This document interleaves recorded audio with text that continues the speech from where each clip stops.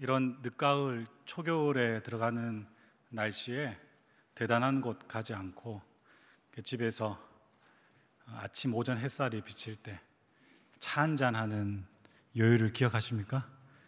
그때 천국이 이럴 거야 이렇게 생각을 하게 됩니다. 오늘 우리 갈릴리 찬양대 찬양이 저한테는 꼭 그런 차 한잔 같습니다. 설교 시작하기 전에 차 한 잔을 주셔서 감사합니다. 성도 여러분, 사연이 없는 인생이 없습니다. 다 자기 이야기가 있습니다. 오늘 읽었던 요한복음 4장의 수가성에 사는 사마리아 여인의 이야기는 우리가 너무 잘 알고 있는 이야기입니다. 사연이 있는 여자입니다. 잘 아다시피 남편이 5이 있습니다. 이게 이스라엘 풍토와 문화 속에서 계대 결혼에 의한 한 가정의 5 형제가 남편이었는지, 아니면 여러 상황 속에서 현재의 시대에서도 감당할 수 없는 아주 기가 센 여자였는지 알 수 없지만은 참 많은 사연을 가지고 있습니다. 이 사연 많은 여인에게 예수님께서 오늘 찾아오셨죠. 그리고 해결책을 주십니다. 그런데 그 해결책이 무엇이면 좋겠냐? 우리가 본문에서 봤듯이 이 여인의 문제는 남편 문제인데 좋은 남편을 예수님께서 소개시켜주면 좋을 것 같습니다. 그런데 예수님은 중매를 하시긴 하시는데, 무언가를 소개시켜주기는 하시는데 이 여인에게 필요한 현실의 남자가 아니었습니다. 왜 중매를 하시는데 어떤 남자가 아니라 다른 이야기를 하셨을까요? 그것은 이 여인의 근본적인 문제, 그리고 우리도 충분히 공감할 수 있고 이 성경 말씀을 통해서 이전에 주님께서 우리에게 이렇게 찾아오셨던 은혜의 시간을 기억할 수 있는, 예배를 통한 하나님을 중매한 우리 주 예수 그리스도의 친절한 안내를 이야기하고 있는 것입니다. 성도 여러분, 우리 인생은 근본적으로 목마릅니다. 그리고 늘 허기지고 배고픕니다. 그러다 보니 자아실현 혹은 종교, 그리고 나만이 만들어 놓은 우상을 통해서 그 욕구를 충족시켜 가려고 합니다. 이 이야기에 토를 대할 수 있는 사람은 아무도 없을 것입니다. 거기서 저마다 마시는 물이 있습니다. 그리고 먹는 떡이 있습니다. 그러나 그 물을 마시면 다시 갈증이 생기고 그 떡을 먹으면 배가 고픕니다. 여러분, 이 배고픔과 목마름의 은유가 저는 우리 인간 실존의 불안과 결핍을 나타낸다라고 생각합니다. 여러분, 인간은 불안하고 결핍합니다. 왜 불안하고 결핍할까? 그것은 다름이 아니라 창조자로부터 피조물이 분리되었기 때문에 불안합니다. 심판과 죽음 때문에 그러합니다. 인간은 결핍에 있습니다. 왜냐하면 가장 온전한 사랑을 우리에게 허락해 주시는, 먼저 우리를 사랑하신 하나님의 사랑을 받아들이지 않고 다시 마셔도 다시 먹어도 목마르고 배고픈 인생의, 이 세상의 사랑을 통해서 결핍을 해결하려고 하기 때문입니다. 그래서 참 신랑 되시는 우리 주님의 사랑을 받고 우리 주님의 생명의 피와 떡을 먹는 이들은 배고프구나, 그리고 목마르지 않습니다. 그들은 참 만족을 찾을 수 있습니다. 그 참 만족을 찾는 방법이 하나님의 은혜 가운데 우리 삶의 곳곳에 숨겨져 있지만, 그 중에서 오늘 본문에서 이야기하는 것은 예배입니다. 예수님과 사마리아인 여인 대화에서 다루어지고 있는 이 예배는 우리가 봤을 때 이런 여인과 신학적인 주제를 다루는 것이 좀 부적절하지 않는가 생각할 수 있지만, 그 당시 문화와 배경을 생각했을 때 정경일치 사회에서 종교가 주도했던 상황에 종교적인 예배의 의식은 큰 대화의 주제가 될 수 있었습니다. 예배를 통해서 그 예배의 본질인 이 당시로 말하면 제사를 통해서 이 여인은 여전히 많은 이스라엘 백성들, 그리고 오늘날의 우리들처럼 불안과 결핍, 다시 말하면 목마름과 배고픔을 해결하려고 했지만, 그 당시 이스라엘의 예배와 제사를 통해서 이 한 여인의 사연을 해결해 줄 수 없었고, 그 영혼의 배고픔과 목마름을 채워줄 수 없었습니다. 여기에 관련해서 더욱더 심각한 것은 우리가 잘 아다시피 중앙성소 사상에 기인해서 하나님 앞에 드려야 될 예배의 방식과 틀이 있는데, 북이스라엘과 남유다의 분리와 같은 정치적 문제, 그리고 느헤미야 개혁 이후에 느헤미야의 개혁 노선에서 따르지 않고 정치적으로 도태되었던 이들이 만들어 놓은 잘못된 제사 방법이 대다수의 하나님의 백성들의 영혼을 오염시키고 혼란스럽게 했기 때문입니다. 여러분, 이런 상황 속에서 예수님은 예배에 대해서 다음과 같이 말씀하십니다. 본문 21절, 23절까지입니다. 같이 읽겠습니다. 예수께서 이르시되 여자여 내 말을 믿으라. 이 산에서도 말고 예루살렘에서도 말고 너희가 아버지께 예배할 때가 이르리라. 너희는 알지 못하는 것을 예배하고 우리는 아는 것을 예배하노니 이는 구원이 유대인에게서 남이라. 아버지께 참되게 예배하는 자들은 영과 진리로 예배할 때가 오나니 곧 이때라. 아버지께서는 자기에게 이렇게 예배하는 자들을 찾으시느니라. 아멘. 영의 예배라는 것이 무엇일까요? 영과 진리의 예배에서 먼저 영의 예배. 여기서 우리는 영적이라는 말의 의미를 다시 한번 확인해야 됩니다. 로마서 12장 1절에서 이 세대를 본받지 말고 그리스도인이 살아야 될 삶을 예배라고 사도 바울이 정의하면서 그가 제시하는 여러 신앙적 실천들을 영적 예배라는 표현을 씁니다.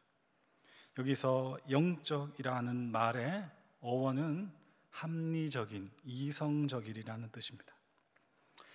이 합리적인, 이성적이라는 헬라어 로기코스는 구약을 헬라어로 번역한 70인역에서도 등장하는 용어인데, 이 용어가 다름이 아니라 구약에서 보여주는 제사를 지내는 제사 방법에서 헬라어 표현 로기코스가 사용됩니다. 어떤 이야기일까요? 제사장들이 제물을 속된 것과 거룩한 것으로 구분하고, 그리고 하나님의 방법과 지침에 맞춰서 그 제물을 손수 정리정돈하고, 그리고 남아있는 제물들을 각 사람에게 하나님의 약속에 따라서 분배하는 일입니다. 이것은 우리가 생각하는 어떤 신비 체험이나 예배에서 가지는 어떤 정서적인 감격이라기보다 선명하고 분명한 우리의 이성, 상식과 그리고 합리성에 기인해서 하나님의 말씀을 그대로 받아들이고 순종하는 과정에 영적이라는 단어가 사용되고 있는 것입니다. 여러분, 그래서 성경에 의도하는 이 영적이라는 뜻을 적용하면 예배라는 것은 한 사람 한 사람이 주님 앞에서 제물이 되는 것입니다.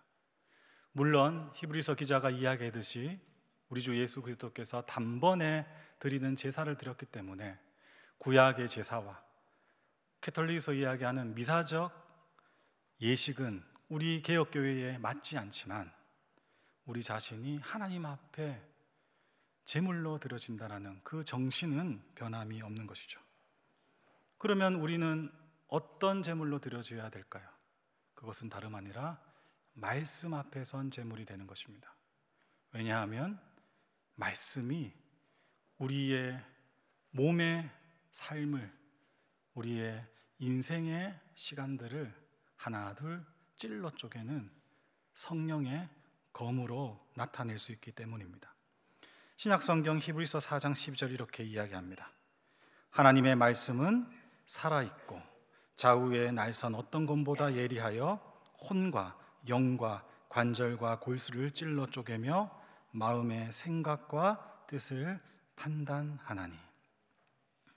하나님이 말씀이 우리의 감추고 싶은 영혼의 깊은 곳을 찌른다고 이야기합니다. 그리고 자른다라고 이야기합니다. 성도 여러분, 우리는 알고 있습니다. 암에 걸리면 그 암세포를 그냥 둬서는 안 됩니다. 잘라내야 되죠. 그렇게 우리의 하나님 앞에서 거룩하지 못하고 부끄럽고 수치스럽고 영원한 하나님 나라 백성으로 살아가기에 부적절한 것을 성령의 검인 말씀으로 잘라 쪼개는 그 이성적인 작업이 일어나는 것이 예배라는 것입니다. 성도 여러분, 예배의 자리에 오셨을 때 여러분 어떤 마음을 가지십니까? 하나님의 말씀 앞에서 아프게 그리고 고통스럽게 대면한다는 것은 기쁘고 즐거운 일이 아닙니다. 그러나 그 영적인 예배를 통해서 우리는 하나님의 놀라운 치유와 회복의 역사를 경험할 수 있는 것입니다. 성도 여러분, 예수 그리스도를 통하여서 그 말씀을 통하여서 허락하시는 영적인 예배, 말씀 앞에서는 예배자로 서십시오. 두 번째로 진리로 드리는 예배는 무엇일까요? 이 진리라는 말 역시 그 의미가 깊습니다. 진리라는 것은 숨겨진 것이 드러난다는 것입니다. 진리는 무조건 감추어져 있고 숨겨져 있고 특별한 사람이 알 수 있고 그리고 어떤 공식이 필요한 것이 아니라 숨겨져 있지만은 반드시 그리고 마침내 드러난다라는 사실입니다. 오늘 본문 16절 18절의 말씀을 다시 한번 읽어보겠습니다. 16절 18절입니다.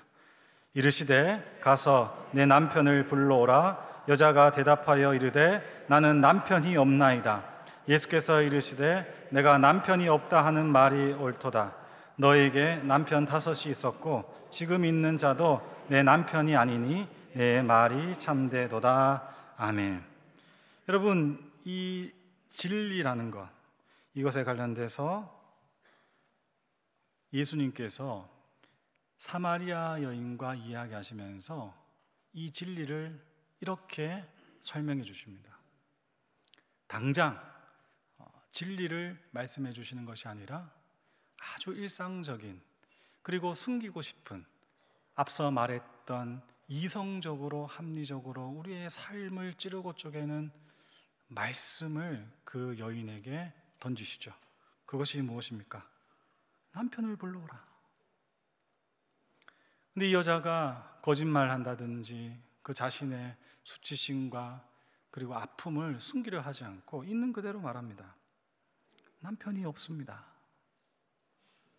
근데 여기 관련해서 예수님께서 맞다, 네 말이 맞다, 네 말이 옳다, 칼로스, 이렇게 이야기하세요.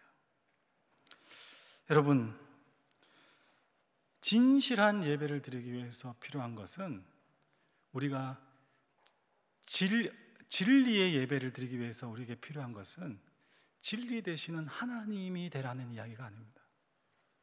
진리이신 하나님 앞에 예배하기 위해서, 진리로 예배드리기 위해서 해야 될 것, 그것은 이 여인처럼 진실해지는 것입니다.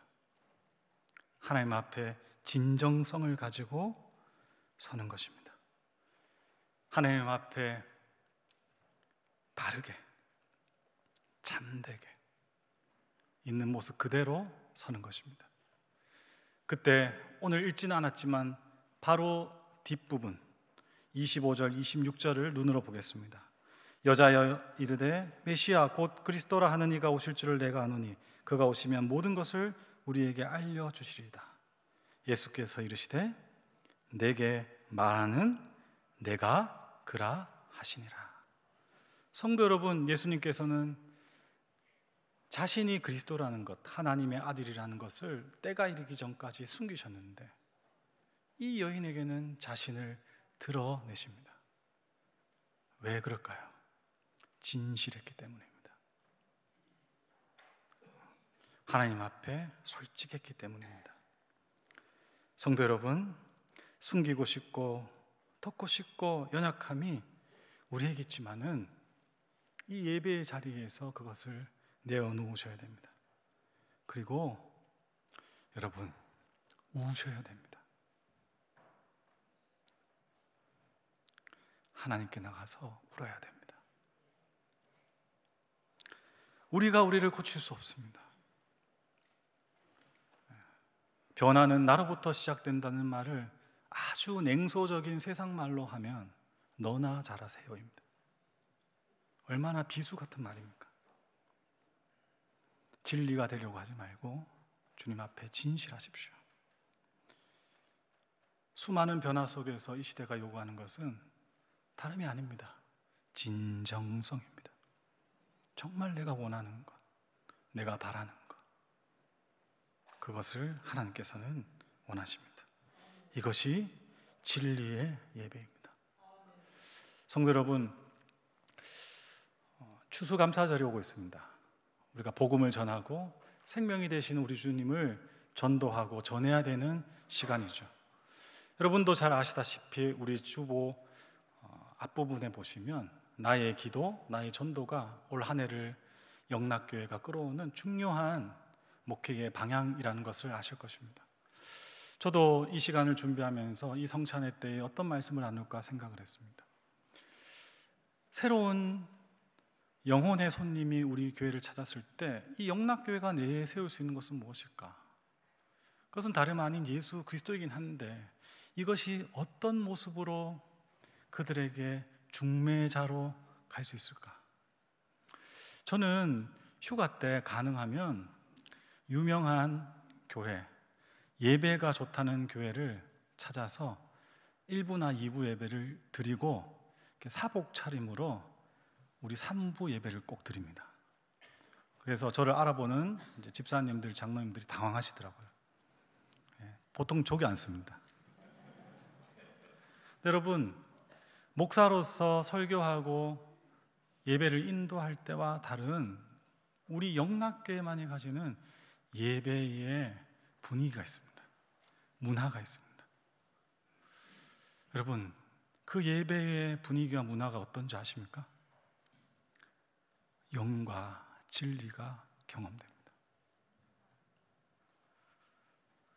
제가 영락교회에 온 지 얼마 안 됐을 때에 신방하는 가운데 지금은 소천한 한 성도님의 이야기를 들었습니다.